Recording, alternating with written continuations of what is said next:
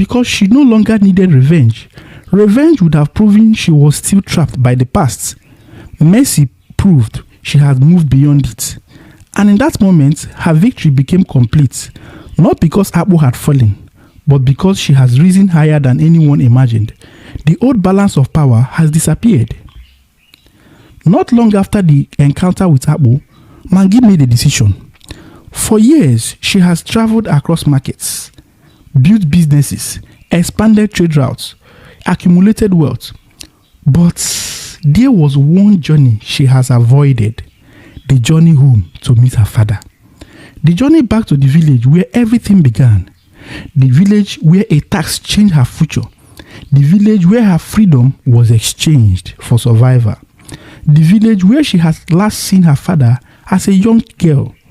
Now she returned, not as a wife number 13, not as a victim, but as a woman whose name carried weight far beyond Oga. Kappa was old now, much older than Mangi remembered.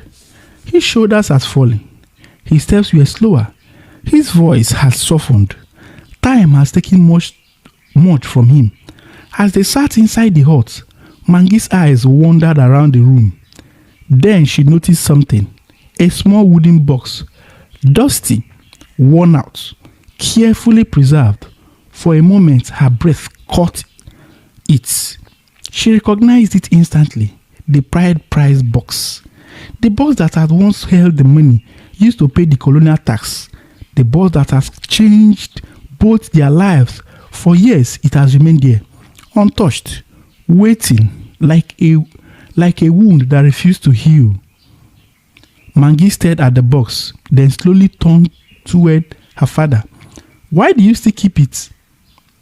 For a long moment, Kappa said nothing. His eyes remained fixed on the box. Then his lips began to tremble. Finally, he spoke up. The tax collectors took my money. He paused. A deep silence filled the hut, but I was the one who gave away my daughter. The words landed heavily.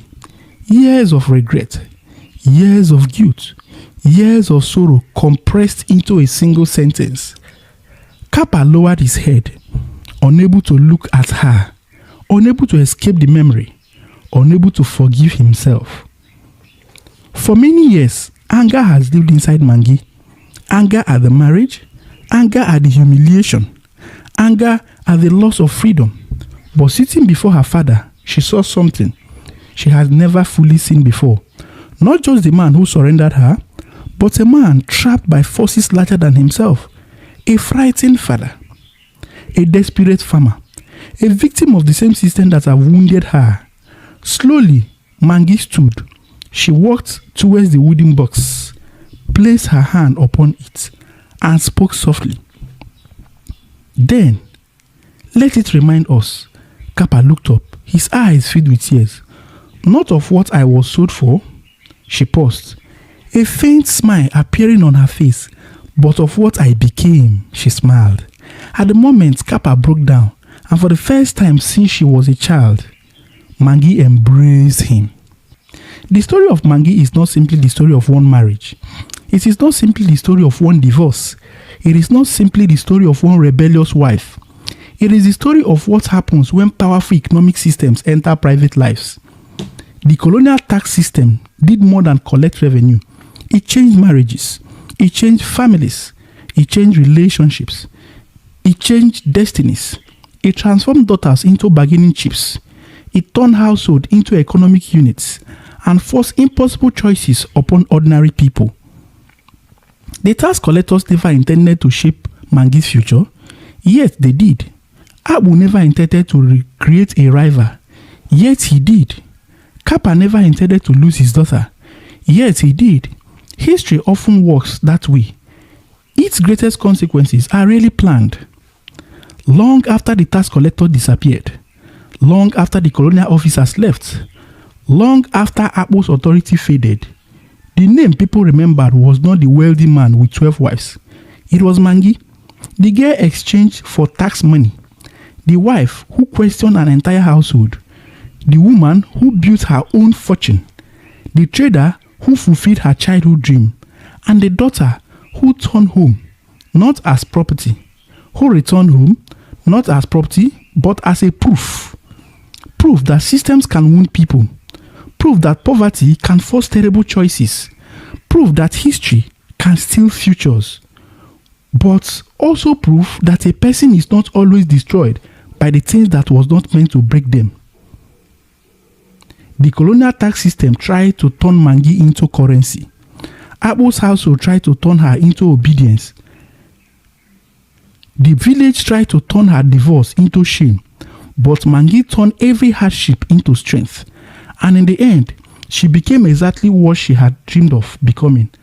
As a little child, watching traders pass through Uga. A woman known beyond her village. A woman who belonged to herself. Because being sold is not the same as being owned. And sometimes the most powerful act of resistance is resisting to become what the world expects you to be. Thank you for being with us today. Please like and subscribe. I tell these stories all the time. This is African Archive. Thank you very much. Then came the moment nobody expected. Akpo's fortune has begun to decline. A poor harvest, growing debts, a sick grandson. The years had not been kind to Akpo. For the first time in a long time, Akpo needed help. And everywhere he turned to, he heard the same name. Go and meet Mangi. She's the only one that can help you. She has the money, she has the network, and she controls the resources now. So one market day, the woman he once dismissed has become the person he now needed. Their eyes met. There was no hatred in hers, no bitterness, no fear, only calm. For the first time in his life, Akpo truly saw her. Mangi listened to Akpo. She heard his concerns. She understood his situation. And then she helped him. Not because he deserved it, not because she had forgotten, but because she no longer needed revenge. Revenge would have proven she was still trapped by the past. Mercy proved she had moved beyond it.